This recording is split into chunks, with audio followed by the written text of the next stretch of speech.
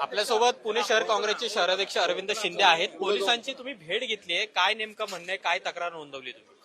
पोलिसांना भेटल्यावर पहिल्या क्षणी कळतं की पोलिस दबावात आहे.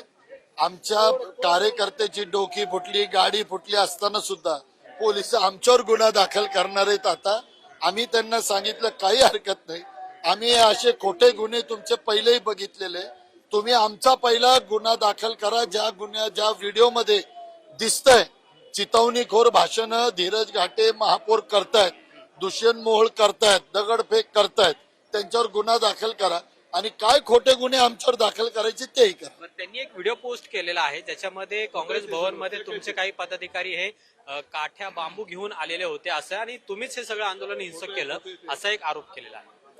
जर असं असतं तर बीजेपीच्या कार्यकर्त्याचं एखाद्याचं तरी डोकं फुटलं असतं. आमच्या कार्यकर्त्याचे डोके फुटलेत, आमचे गाड्या फुटलेत, आमच्या महिलांना धक्काबुक्की झालेली आहे आणि परत आम्हीच दगडफेक केली हा जो खोटा आरोप आहे. जर तसा असेल एवढा तर आमचा नेम चुकीचा नाही ना. काँग्रेसच्या कार्यकर्त्याचा नेम पण लय चांगला आहे, पण जर ती वेळ आली तर तो नेम सुद्धा आम्ही सिद्ध करू. आता फक्त तक्रार दाखल करून घेतली आहे, गुन्हा अजून दाखल केलेला नाहीये. गुन्हा दाखल केलेला आहे, FIR दाखल झालेली आहे. आमची उद्या काँग्रेस पक्षाची बैठक आहे.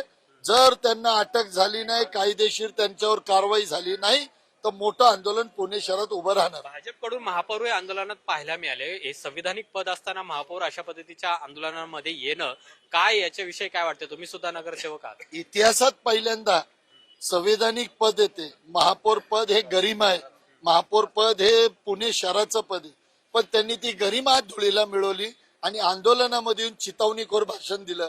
ह्याच्यातच त्यांनी आज एकच दिवसाचे महापौर राहिले असं आम्हाला म्हणता येईल. 2.5 वर्षाचे महापौर ते होऊच शकत. राजीनामा दिला पाहिजे त्यांनी.